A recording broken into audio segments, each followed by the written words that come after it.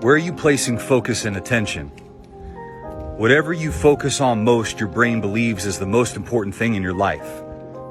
See, most people don't realize that they do have to pay attention. They pay attention in terms of what they become conscious and aware of. See, in my life, I always used to think about where I couldn't go or what I couldn't achieve or where I wouldn't be, right? I always lived in a deficit. I always lived in lack because I always focused on what I didn't have. How many of you have ever had this experience? You buy a new vehicle, and within a month of owning that vehicle, you drive that vehicle off the lot. In a month of owning that vehicle, you start seeing that vehicle everywhere on the road, right? That's because your focus and attention was on that vehicle so much, right? That your brain brought it into your conscious awareness because you were telling yourself that it was important, right? You're at a large dinner table, you're having cross conversations, right? You're at a dinner table with maybe 8 to 10 people. You have a cross conversation with somebody across the table from you. And all the other voices, all the other conversations fade away as you're focused on the one conversation that you're having, right? You're so focused on an idea, an invention, a goal that you have, right? And you overhear somebody talking about it at a coffee shop. You flip through a magazine, you see a magazine ad that correlates to that thing that you are focusing on. See, where you place focus and attention is where your brain believes the value is in your life. See, so many people don't realize this. If I always focus on what I don't have, then what do I become aware of? Everything I don't have, right? So most people don't realize they're creating a reality. They're creating a program. They're living in the fucking matrix. A self-imposed matrix that they created because their focus and attention is on everything that they don't have. So my question for you today is, what are you focusing on?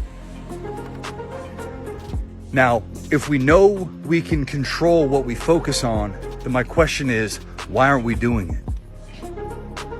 Why aren't we doing it? Because what we focus on also determines how we feel, because how we think determines how we feel. So if I'm focused on what I don't have, then what am I going to feel? Shame, guilt, self-loathing, negativity, right? Depression, anxiety. And those emotional states can become addictive.